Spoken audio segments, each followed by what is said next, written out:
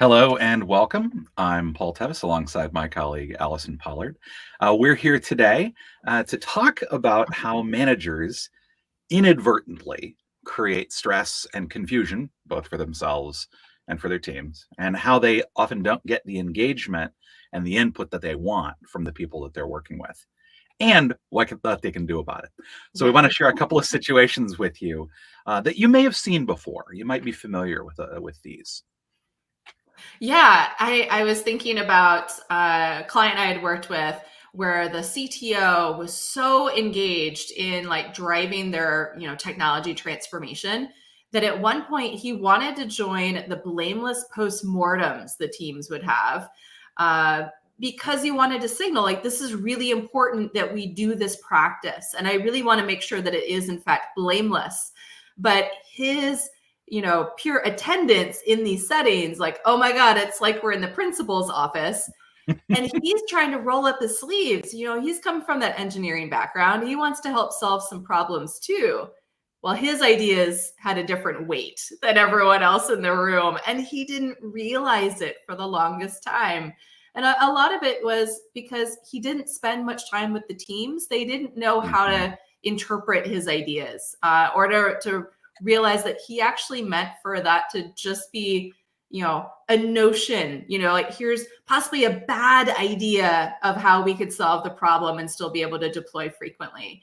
But the teams kept thinking, well, he's really smart, he's up at the top of the organization, he I don't want to outdo him, I don't want to challenge him, like we've got to make him happy first and foremost. And it was creating some like really weird conversations and outcomes, as you're thinking about like, well, what did they take away from that meeting and what happened next? Be like, well, they kind of wasted some time going down some paths that the teams thought weren't so great, but they had to prove it out before they could come back to the CTO comfortably and say, here is why that's not such a great solution. And here's something else that we're going to attempt instead.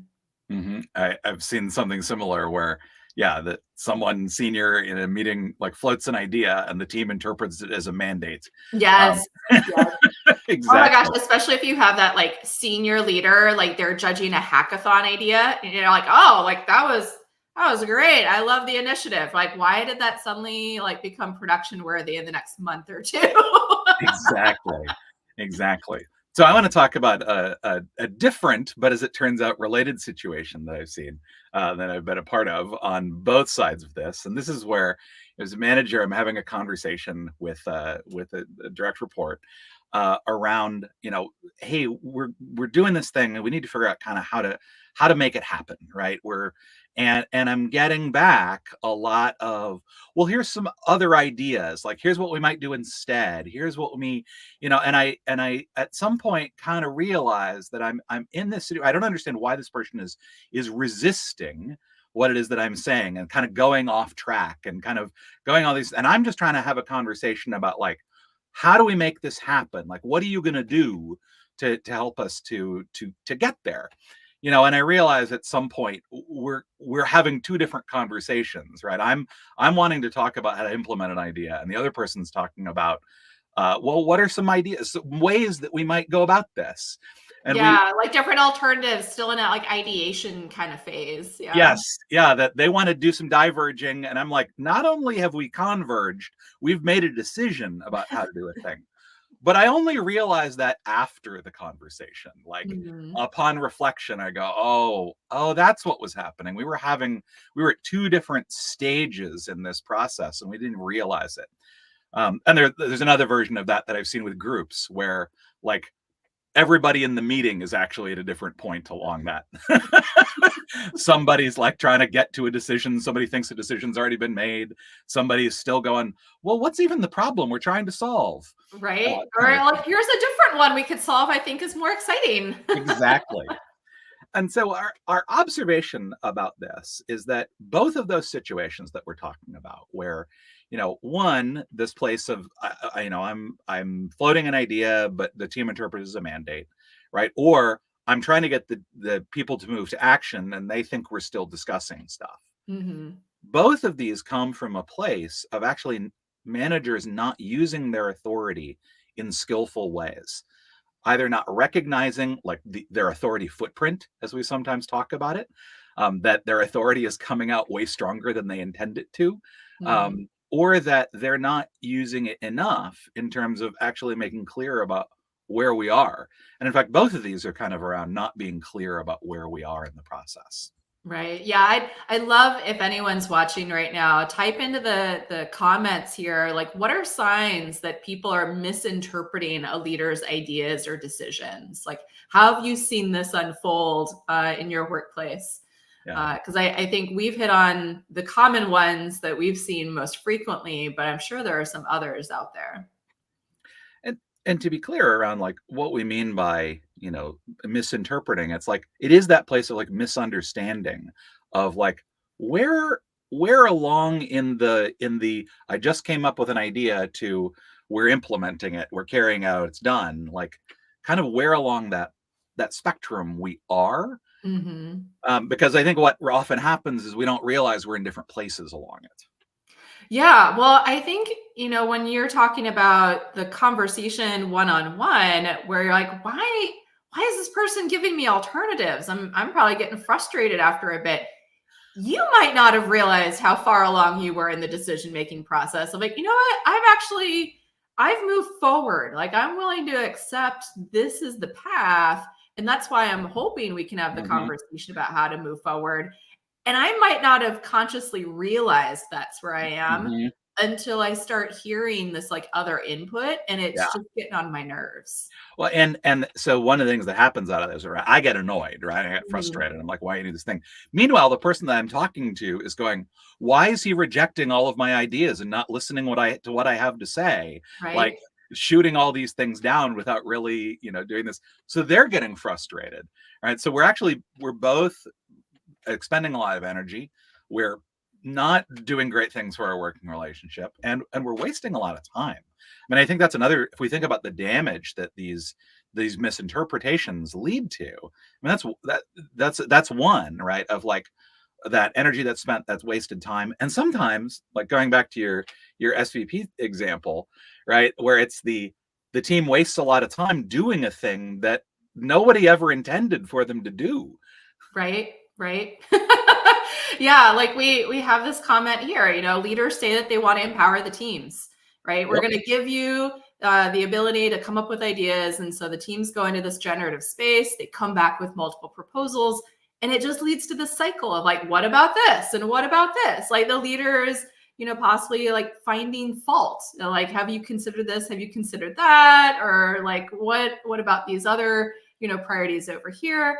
But like you just set everyone on like this exciting adventure to come up with some new ideas, but Mhm. now we're just stuck in this like perpetual motion machine, like we can't move forward with anything. Well, and the thing I'll point to there is that when we talk about empowering teams, the Hmm. thing there is you're not being clear about what they're empowered to do and Right. what they're not. Like, great. Like, and so it's also this misunderstanding, right? Not being clear about the sort of the decision space of like, so wait a minute, when you say that we're empowered, like what are you actually asking us to do? What's the guardrails on that? What can and can't we do? We've Mhm. decided to change the industry that our company is targeting, right? And that's also going back to this idea of like not using authority skillfully. It's like not actually laying out what are the constraints, what are the guardrails, what are the guiding principles that we're actually wanting people to do. Mm. Right, right, right.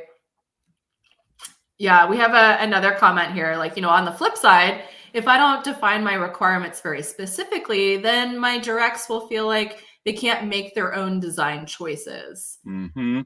So there's definitely like this tension here, right? Of like how much information or what kind of information do I need to provide people so that they are able to contribute in the right way, in a meaningful way. And that's really, I think, the key here. So when kind of what we're talking about is, this idea of we're moving along this continuum of like we don't know what we're going to do, like we're not even sure what the problem is, to like, okay, we're going to come up, we've got some ideas, to like, we've vetted some ideas to we've decided on, we've picked something, we're Mhm. trialing it, we're moving forward. Okay, now we're really moving to action. It's done. It's in, it's in production. It's working. Blah blah blah. Right. That sort of process. Um, One of the things that leaders often do that causes themselves and their people grief is they don't make clear where they think they are in that process. To your point, sometimes they don't know, right? Right. And they're not even thinking about, I didn't realize I'd made a decision until someone starts suggesting something else. And I go, oh, wait a minute. Actually, this is already decided. Yeah. Um, so as a result, they don't get the type of input or engagement that they really want or need. So kind of our advice in this situation is there's two things when you notice this type of confusion, this type of lack of clarity to happen. There's two things you want to do. One is, if you're actually the person who's kind of running this process, or if you're the manager in question, you want to signpost where you're at in the process and ask for the type of input that you need.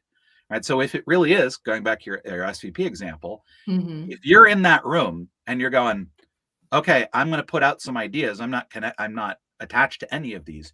You need to flag that really Yeah. hard.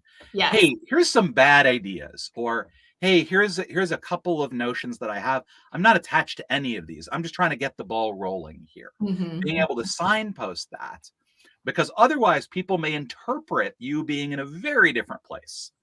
Yes, again, because somehow we think that the person that's like senior in the organization is somehow going to be like the smartest and like, most bring the most experience to something when we in fact know like the teams are me closest to the problem in that like blameless postmortem situation. They probably have the most relevant information to move forward.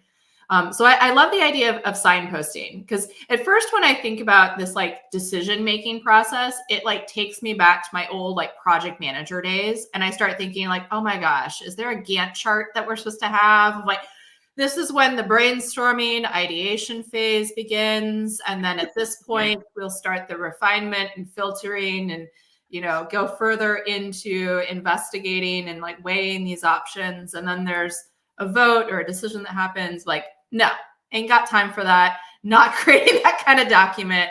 No, thank you. That instead, as I thought about your situation of like someone is talking to me one on one and I'm getting frustrated with their input, it's like a timeout moment of like, oh, hold up. It's just occurred to me. It sounds like you're trying to come up with alternative ideas. What I'm wanting to say is this is the thing that we're moving forward with. I want your input on what's the way that we can implement that. How do we take action on this? And so it doesn't have to leave with you've been frustrated in a meeting and then you have to do the thing of, do we need to have another meeting after this? Do I have to put that on the calendar too? Or am I suddenly like cutting you out of the process entirely because I'm just so frustrated with you? And that's not productive and healthy for the working relationship either.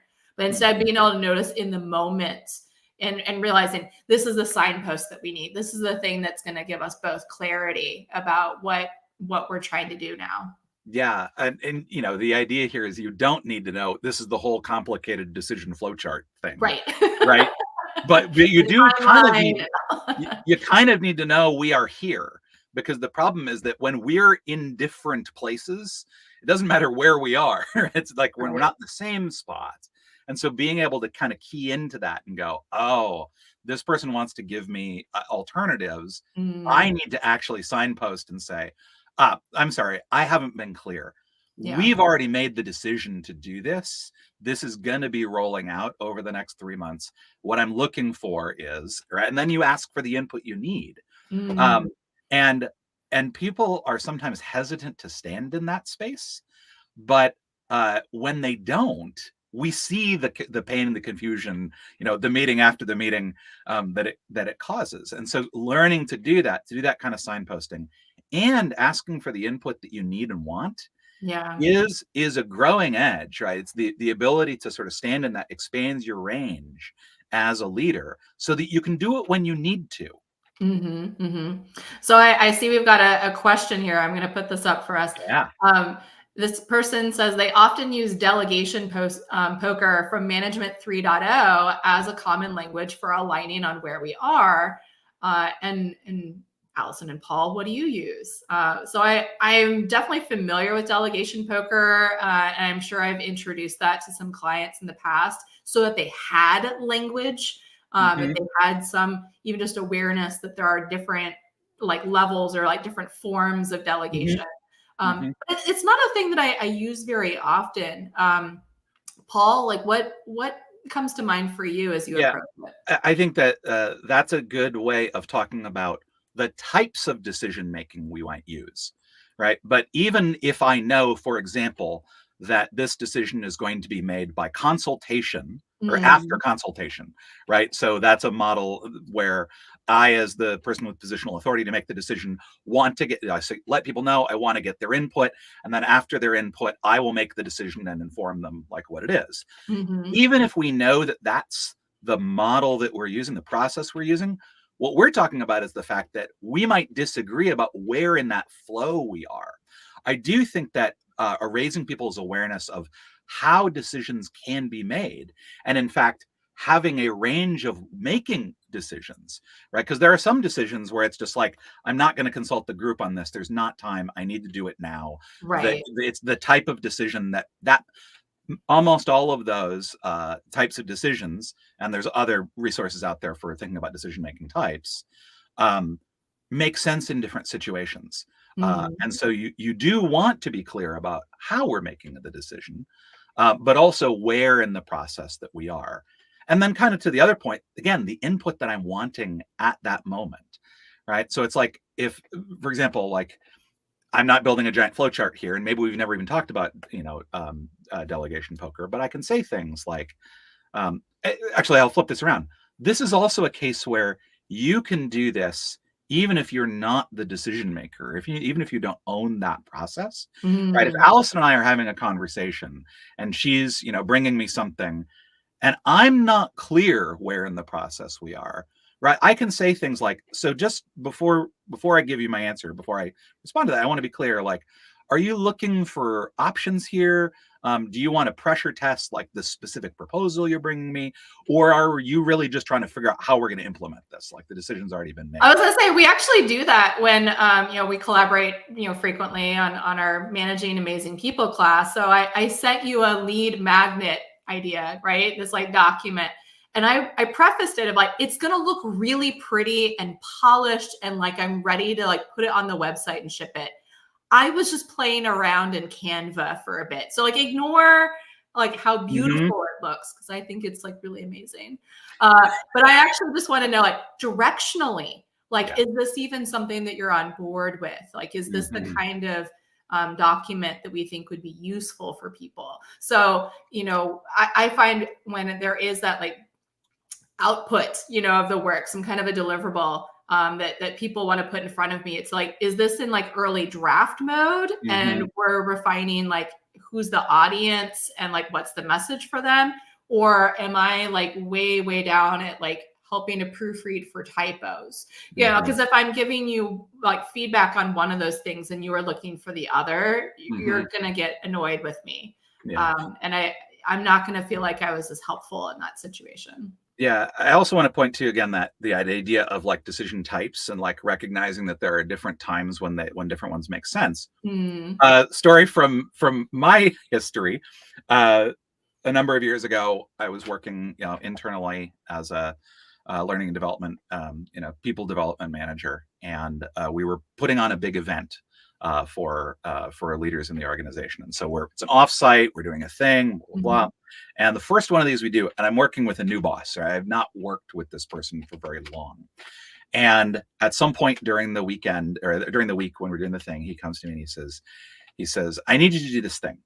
And my brain goes, well, there's way better ways of doing that. I'm not really sure, like what, why are you asking me to do that? Like this, that, the other thing.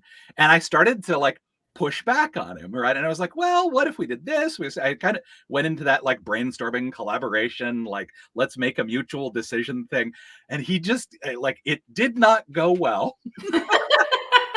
we debriefed on it afterwards, Yeah. and we realized that like the default for us was to do that kind of thing. And in that moment, that was not what we needed. What we needed was this thing just needed to happen. It didn't need to be perfect. It needed to be good enough. Mm. But the important thing was that it got done.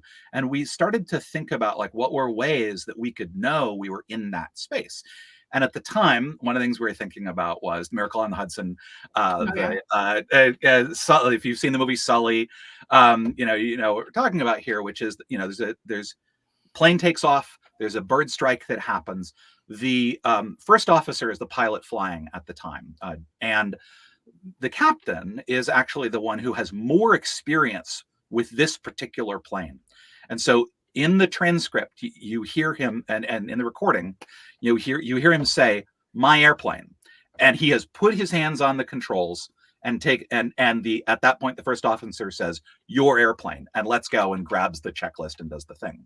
Mm. That was not a conversation about like, which one of us do you think is the right person to be flying the plane right now? What are you seeing? What are you saying that I'm doing wrong right now? Why do you need to take control? Exactly. So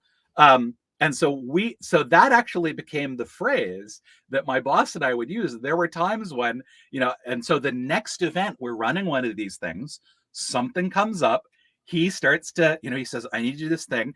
And I start to, and he says, "My airplane." And I went, "Got it." And I did what needed to be done. And but it was a way to signpost, this is what we're doing now. The decision's been made. I need you to carry it out. Go make it happen to the best of your ability. Yeah. Yeah. And it improved our working relationship dramatically. Oh, I bet. Well, and I always love like the real examples of agreements like that. because they are these like quirky things that you wouldn't think about typically, but like Mm-hmm. in your context and like for the time, right? And like what's in the culture, like that's the thing that y'all latch on to and use. And certainly if, that leader is coming to you and my airplane like every day or even Mm-hmm. every week, you'd probably be like, dude, I need some flying time. Mm-hmm. Right? It becomes more of a metaphor that you would explore for your like decision making of like how could we shift this and make it more distributed between us. Mm-hmm. Yeah. So really, kind of what we're pointing to here is that when you're noticing that there is this kind of confusion, or as a manager, you're not getting the input that you're wanting, and we're not really moving things forward, right? There's really these two things that you want to do. You want to narrate where you are, like here's Mhm. signposting, here's where we are in the process, because that often clears up that confusion and gets you in the same spot.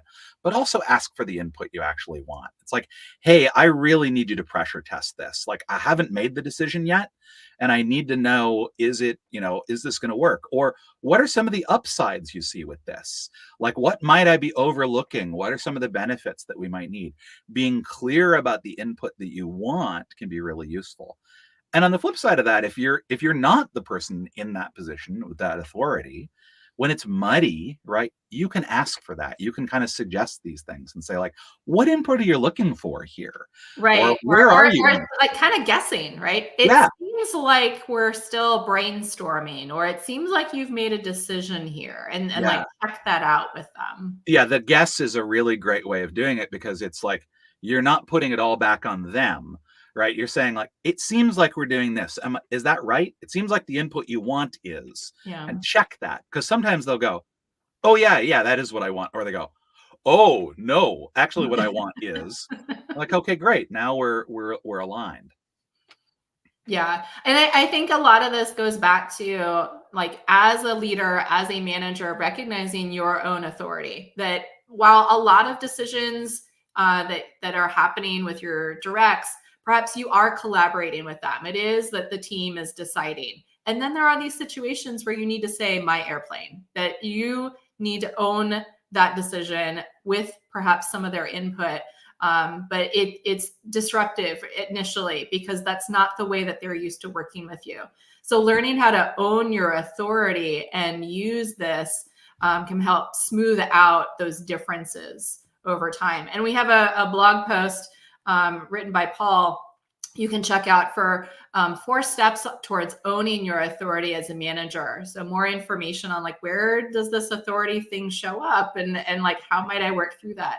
So if you go to our website, helpingimprove.com/owning your authority, you can read more about this. Yeah, and it is a tricky, edgy thing for a lot of us. Authority often gets a bad rap. Mm, It is often used unskillfully. We often avoid using it because of history that we have. I mean, to the extent that there's a whole activity that we do in our Managing Amazing People course, which is about coming to understand a little bit your relationship to what we sometimes call your authority monster, yes. and just kind of recognizing that sometimes it is our own attitudes and discomfort with positional authority that prevent us from using it well.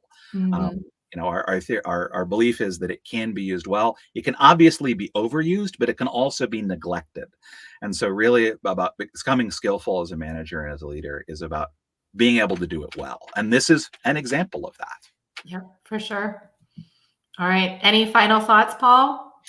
It's one of the things that I love digging into with people, because people always have a very different sense of what's appropriate for them to do Yeah. as managers, and expanding people's sense of possibility and sense of range often helps people relax, right? To Yeah. kind of go like, oh, I could do that. Like, that's not actually a big, like, just talking about signposting and asking for what you need seems like such a small, relatively easy thing, Right? but it's sometimes we forget that it's an option.